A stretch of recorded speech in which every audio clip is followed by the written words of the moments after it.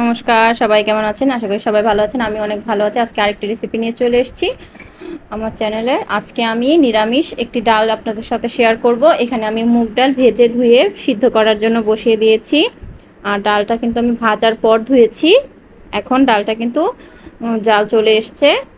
ডালটা এখন ভালোভাবে সিদ্ধ হয়ে নিক, তারপর আমি বাকি রান্নাটা করব। আজকে আমি ডাঁটা ও কাঁঠাল বিচি দিয়ে একটি ডাল আপনাদের সাথে নিরামিষ ডাল শেয়ার করব। খুবই সিম্পল একটি রেসিপি। এই তো এদিকে আমি কাঁঠাল বিচি ডাঁটা সব কেটে নিয়েছি, ধুয়ে পরিষ্কার করে নিয়েছি। কাঁচামরিচ, এইভাবে ডাল রান্না করলে কিন্তু খেতে খুব ভালো লাগে। এইদিকে ডালটা কিন্তু আমার সিদ্ধ হয়ে গেছে। এখন এই চামচটা দিয়ে আমি এটাকে এইভাবে ঘেটে নেব যেন ডালটা ভালোভাবে ম্যাশ হয়ে যায়। এখন ডালটাকে আমি ভালোভাবে ম্যাশ করে নেব।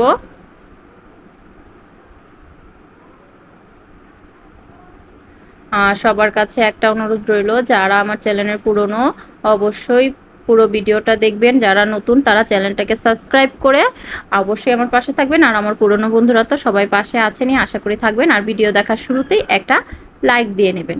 এই তো ডালটা কিন্তু আমি ম্যাশ করে নিয়েছি। এখন ডালের মধ্যে এক এক করে আমি সব কিছু দিয়ে নেব। প্রথমে আমি ডালের মধ্যে ডাঁটাগুলো দিয়ে নেব। এর আগে ডালে আমি একটু জল দিয়ে নিচ্ছি, নাহলে কিন্তু ডালটা ঘন হয়ে যাবে। আর ডাঁটাগুলো যেহেতু ডালের মধ্যেই আমি সিদ্ধ করব।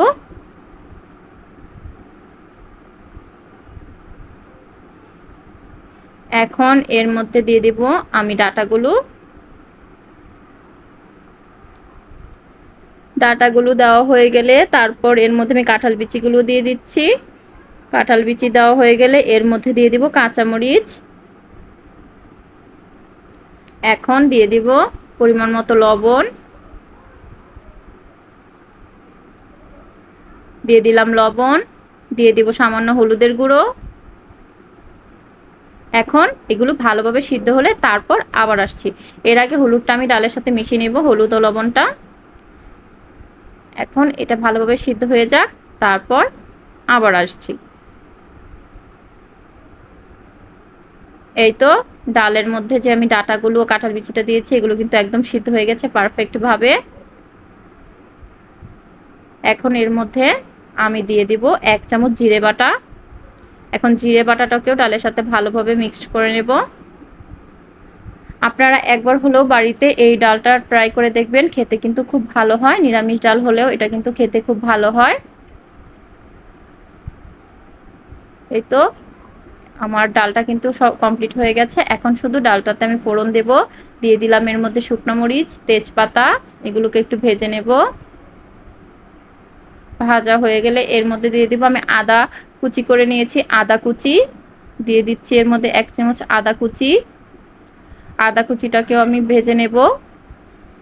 এটা লাল করে ভাজা হয়ে গেলে তারপর এর মধ্যে ফোড়নে আমি দিয়ে দিব গোটা জিরে। এখন দিয়ে দিচ্ছি এর মধ্যে গোটা জিরে।